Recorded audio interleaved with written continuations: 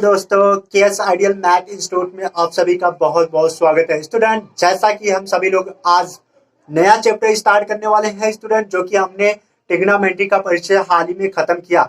यदि आप हमारे ट्रिग्नोमेट्री का वीडियो देखना चाहते हैं, जो कि प्लेलिस्ट में पूरी की पूरी वीडियो पड़ी हुई है, जाकर आप देख सकते हैं। आज बहुत ही सबसे इजीएस्ट चैप्टर स्टार्ट होने वाला है हमारा बहुलक, इंग्लिश में बोले तो पॉलिनोमियल। ठीक है दोस्तों, आज हम स्टार्ट कर रहे हैं। चलिए वीडियो को स्टार्ट किया जाए। ठीक, चलिए।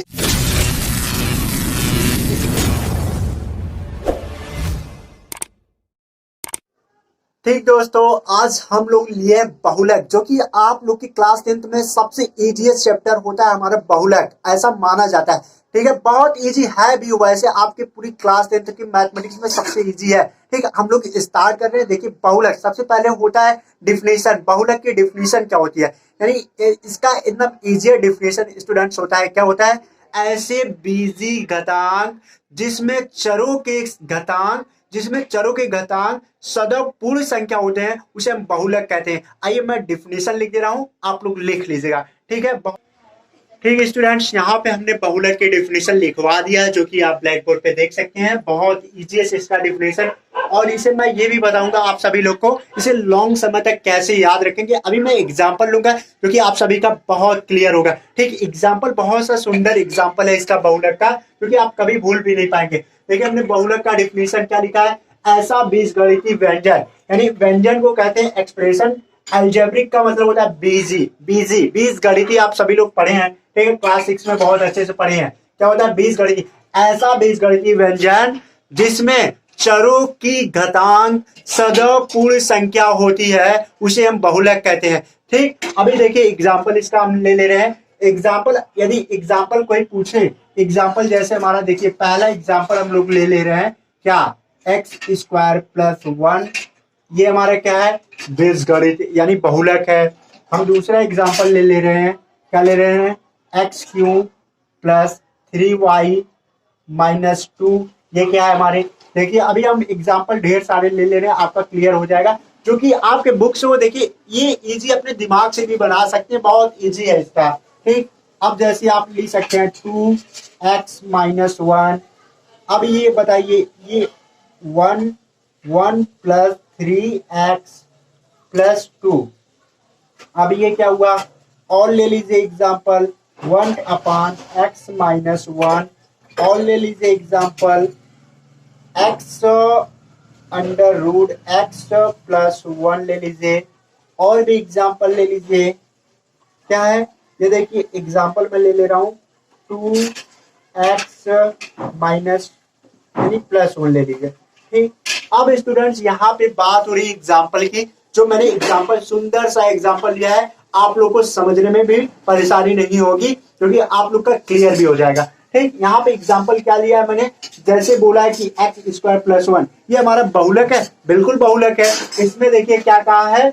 सदैव, यानी जो चर, यानी चरों के घातांक। चर किसे कहते हैं? आप लोग क्लास 9th में एक चर वाले वेरिएबल को आप बहुत अच्छी तरीके से पढ़ चुके हैं, जो कि वेरिएबल मतलब हमारा चर होता है। आप लोग एक वेरिएबल पढ़े थे भैया, एक वेरिएबल क्या पढ़े थे कि हमारा यदि 2x - 1 है, ये क्या है? एक वेरिएबल है। अभी हम शून्यांक के बारे में अभी बात करेंगे कि हमारा शून्यांक क्या होता है।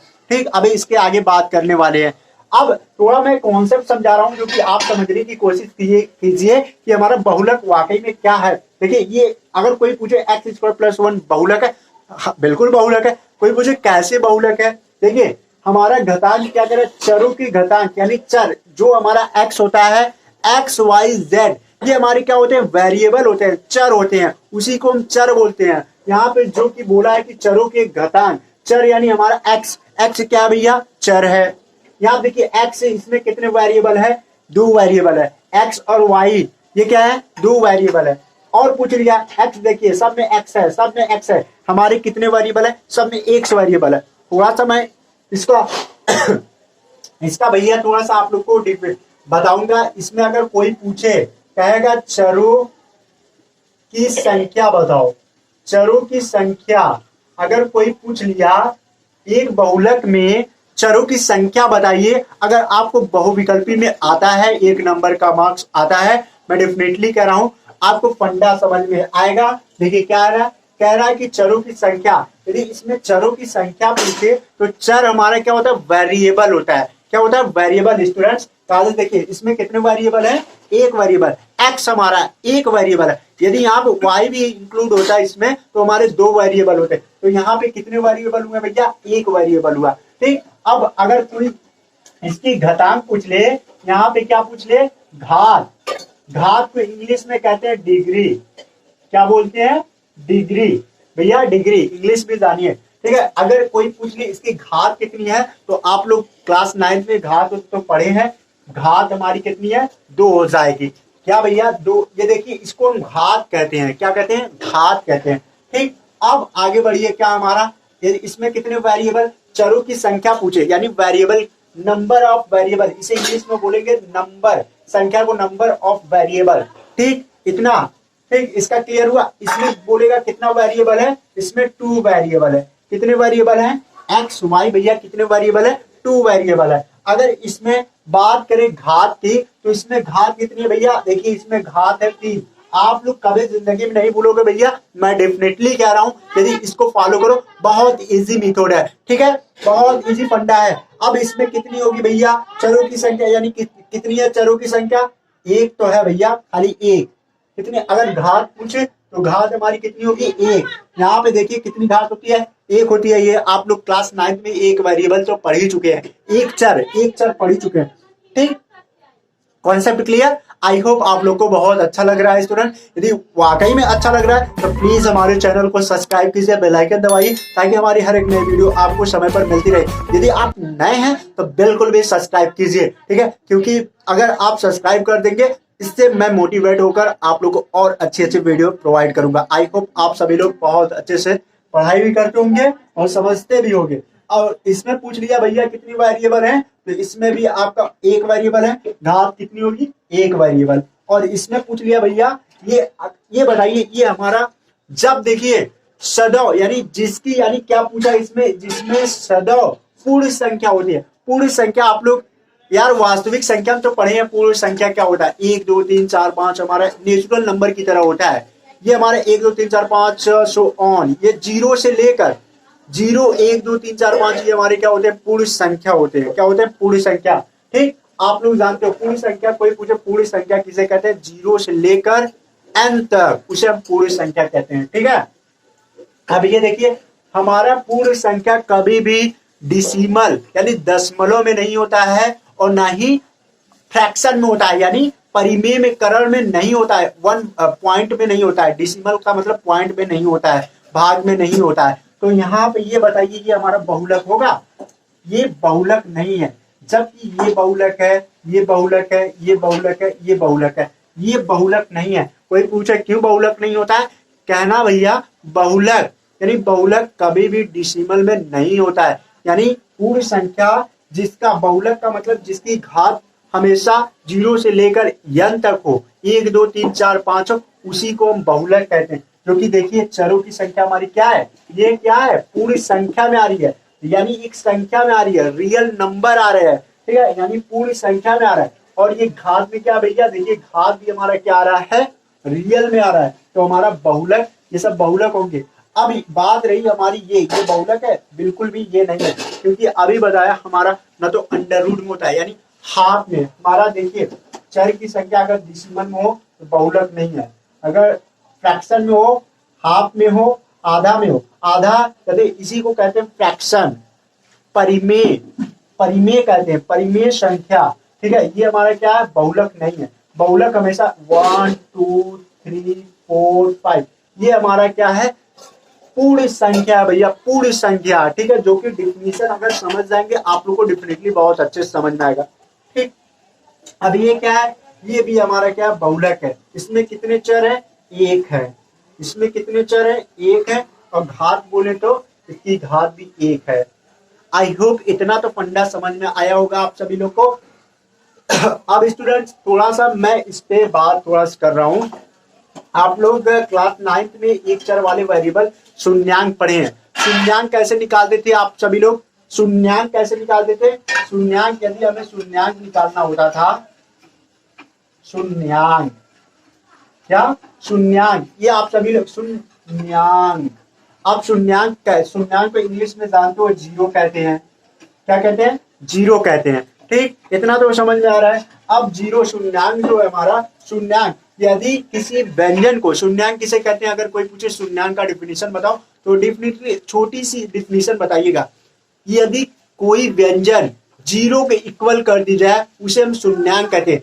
रिपीट भैया, आई रिपीट, यदि कोई व्यंजन या किसी व्यंजन जीरो को इक्वल कर दी जाए उसे हम शून्यांक कहते हैं, शून्यांक बहुपद कहते हैं। ठीक है, कोई भी पूछे, जैसे हमारा देखिए एक चर वाला, यदि देखिए जैसे यहाँ पे हमारा क्या है 2x, या तो यही ले लीजिए भैया, यहाँ पे एग्जाम्पल के लिए 2x - 1, यहाँ पे देखिए उदाहरण है सब ये बहुलक के। ठीक है, उदाहरण, तो यहाँ पे उदाहरण वही ले रहे हैं, उदाहरण। ठीक है, 2x माइनस, यदि हम शून्यांक क्या करें, ये हमारा क्या है, एक व्यंजन है, बहुलक का व्यंजन है ना, तो हमने शून्यांक का डिफिनेशन दिया, यानी कोई भी व्यंजन जीरो के इक्वल हो, जीरो को इक्वल, बस इसको याद रखिए, अपनी भाषा में लिखिए। देखिए मैथमेटिक्स हमेशा किताब का मत रटिए, वरना किताब का हम लोग आधा दिमाग चक्कर आ जाते हैं कि यार किताब में क्या क्या लिख दिया, अपने आप से लिखा करिए। ठीक है, मैं डेफिनेटली कह रहा हूँ कि यदि आप लोग अपने आप से बनाना सीख गए तो मैं बिल्कुल भी आ जाएगा। अब देखिए ये शून्य के इक्वल हो गया तो इसे हमारा बहुलक शून्यांक हो गया, यानी शून्यांक बहुलक इसे कहेंगे। देखिए यदि इसका हल करने पर हमारा जीरो के इक्वल आता है तो हम क्या कहते हैं, इसे शून्यांक बहुलक कहते हैं। देखिए कैसे, सबसे पहले x का मान निकाल लीजिए आप। x का मान क्या आएगा भैया, ये जब माइनस इधर जाएगा तो प्लस में आ जाएगा और 2 डिवाइड में आ जाएगा। ठीक, अब x का मान, इसको मान लीजिए समीकरण 1 मान लीजिए, अब x का मान समीकरण 1 में रख दीजिए। आई होप समझ में आ रहा है भैया, क्या कि एक बार और रिपीट कर रहे हैं कि सबसे पहले x का मान निकाल लीजिए। पहले 2x इज इक्वल टू क्या करेंगे, ये -1 जो माइनस है साइन चेंज हो जाएगा, प्लस में आ जाएगा, फिर x 2 से डिवाइड कर देंगे, जो हमारा 2 है वो डिवाइड में चल जाएगा। अब x का मान समीकरण 1 में रख दीजिए, समीकरण 1 में रखने पर क्या आ जाएगा, 2 × 1/2 माइनस का 1 इक्वल टू 0। अब 2 कैंसिल आउट, यानी 1 - 1 इक्वल टू क्या है, ये 0 की इक्वल आ गया भैया। आई होप इतना तो समझ में आया होगा, बहुत इजी फंडा है, इतना कॉन्सेप्ट किसी भी चैनल पे आप सभी लोग डेफिनेटली कह रहा हूँ, इतना इजीएस्ट और छोटी छोटी बात कोई नहीं बताएगा। ठीक भैया, अब ये जब आप लोग को पता चल गया कि शून्यांक हमारा कोई भी चर होता है, एक चर वाले को हम बहुत अच्छी तरीके से निकालेंगे और एक चर से अधिक वाले को हम अगली क्लास में कैसे फाइंड करते, ये बहुत इजीएस्ट सीखेंगे। ठीक है, अब बात आती है हमारा, आपको घात पता चल गया, चरों की संख्या, नंबर ऑफ वेरिएबल, घात को कहते हैं हम डिग्री, और हमारा और क्या है ये तो आप सभी को पता चल गया। अब हमारा क्या होता है, बहुलक कितने प्रकार के होते हैं, बहुलक 3 प्रकार के होते हैं। कितने प्रकार के भैया, 3 प्रकार के, 3 टाइप्स ऑफ बहुलक होते हैं। पहला क्या होता है हमारा रैखिक बहुलक, दूसरा यानी रैखिक बहुलक, दूसरा होता है द्विघात बहुलक, तीसरा होता है हमारा त्रिघात बहुलक, जो कि आप क्लास 9th में यानी रैखिक बहुलक बहुत अच्छी तरीके से पढ़ चुके हैं। आई होप आप सभी लोग पढ़ भी चुके होंगे। यदि कोविड-19 के कारण आप लोग भूल गए हैं, नहीं पढ़े, तो बिल्कुल भी मैं इस वीडियो में आपका बेसिक स्ट्रॉन्ग कर दूंगा। ठीक है, बेस आप लोग का डेफिनेटली कह रहा हूँ स्ट्रॉन्ग हो जाएगा। इतना वीडियो को पॉज करके नोट डाउन कर लीजिए। ठीक है स्टूडेंट्स, यहाँ पे हमने क्या कर दिया, अब हमने बताया कि 3 टाइप्स होते हैं, कौन कौन से। आप लोग